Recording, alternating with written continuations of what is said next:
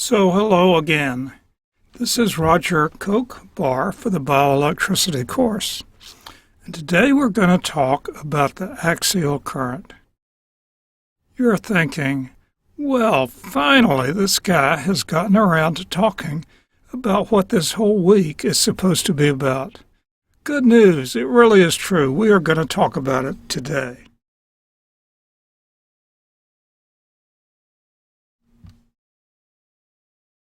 Earlier we were talking about making a voltage loop around four segments four points, A, B, C, and D. So I've picked that thought up and put it on the top line. Let's go through carefully and determine what each one of these segments is going to be like. The first, this segment, VAB, is phi A minus phi B, which means it's also equal, by Ohm's law, to IE1 R1. That is to say, here's IE1, the extracellular current, in segment 1.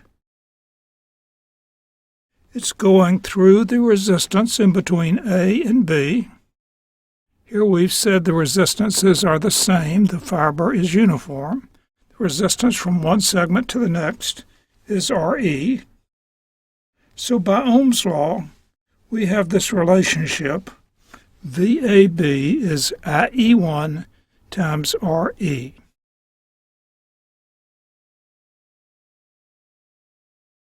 Now let's do the second one, VBC.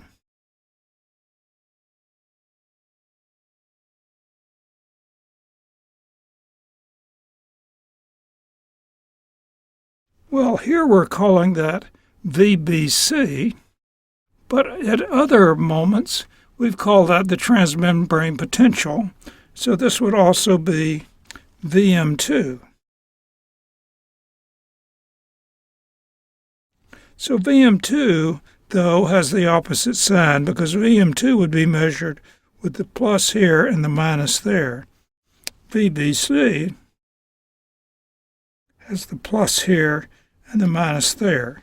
That is, VBC is 5B minus 5C. VM2 does it the other way around, 5C minus 5B. So the one is the negative of the other, but otherwise they're the same. So I've written that over here.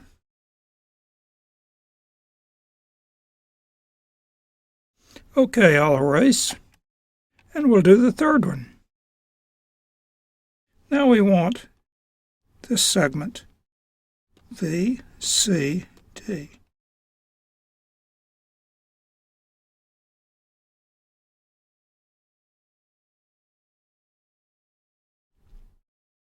VCD is going to be what we've written right here, the intracellular current times the intracellular resistance. Notice how similar it is to the relationship we wrote for VAB.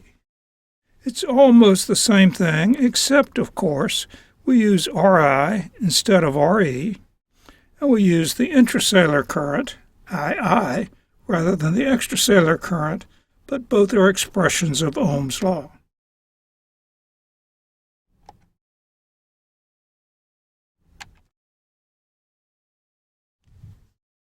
Now for the fourth one, VDA, that will be VDA, plus will be here, the minus will be there, VM1, sorry, if I was moved over one, it would be VM1, plus here, minus there. Should actually be drawing that over here, VM1.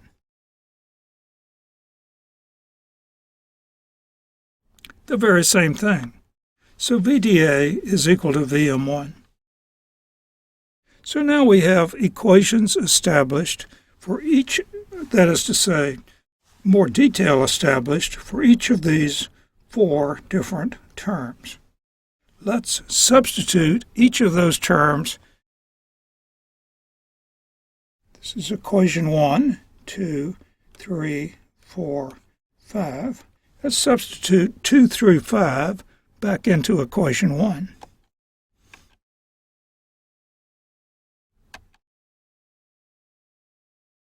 So when we have done that, we get this result.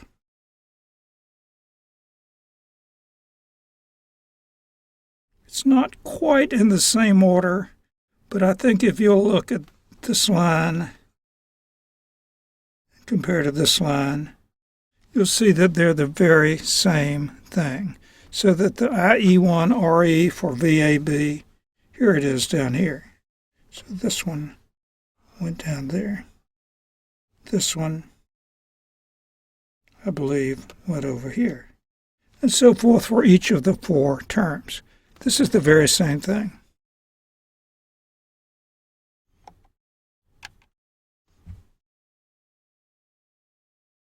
Now, I can't tell you how many times I've worked with people who are doing this derivation, and they got to this line, and they were stuck. Stuck.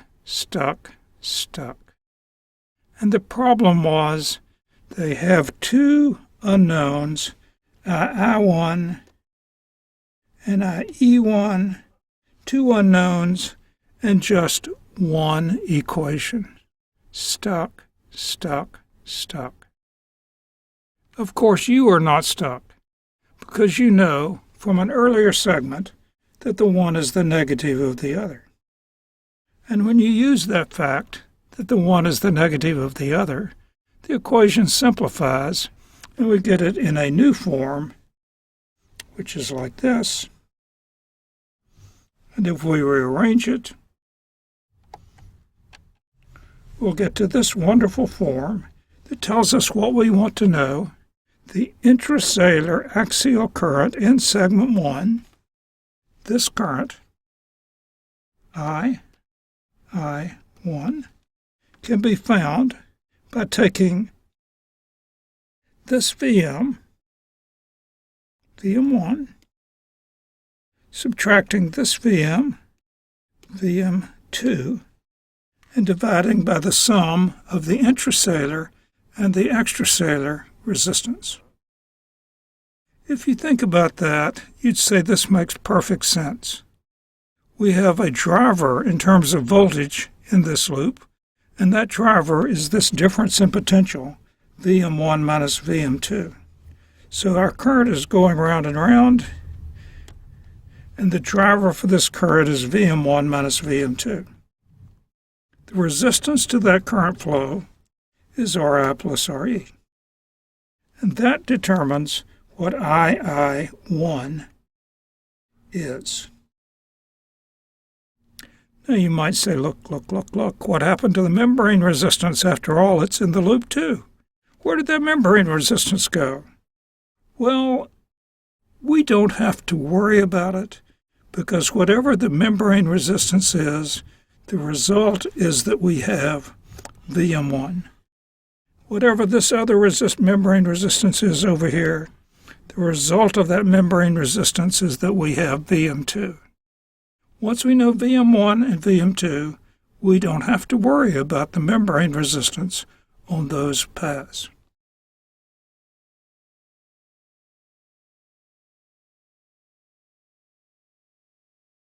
Let's do a little simplification. Let's suppose that Re is very small compared to Ri. If Re is very small compared to Ri, that term can be ignored. Notice we're not saying that Re is equal to 0. We're just saying it's small enough compared to Ri. Ri is usually a big number. Re is small enough compared to Ri that it can be ignored in comparison. So in that sense, I'd say, think about this statement. Re is virtually 0 relative to Ri. relative to Ri is an important condition. But if that is so, then we have the equation that we want. II1 is Vm1 minus Vm2 over Ri. There's something kind of remarkable about this equation that's worth noticing. There's a directional shift. So if we look at the direction, Vm1 is in this direction, Vm2 is in that direction, but II1 is in a different direction. This is the way that II1 goes. So the result that we have, this equation, is not a simple application of Ohm's law, even though the units seem the same, because the current, II1, is not in the same location as the voltages, Vm1 or Vm2, and in fact it's in a different direction. Now, of course, we know it's okay because we've done the derivation, and when you go around the loop, everything is accounted for. But it still is a little bit strange.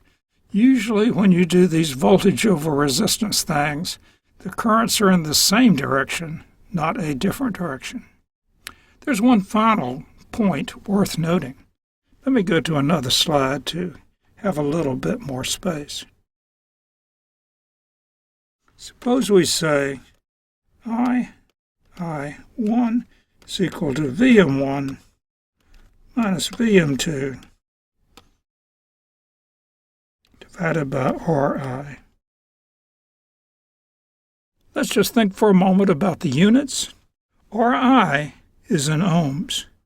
It is the actual resistance for this particular fiber because we got it from Ri, which took into account the fiber diameter as well as the bulk resistivity. Vm1 minus Vm2, this is in volts, or more often in millivolts. Ri is in ohms, but more often written in kiloohms.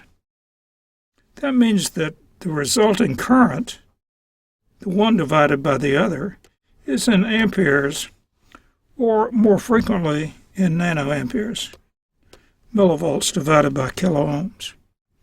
One has to ask in any particular problem, are these units okay, or do I want to have some different units?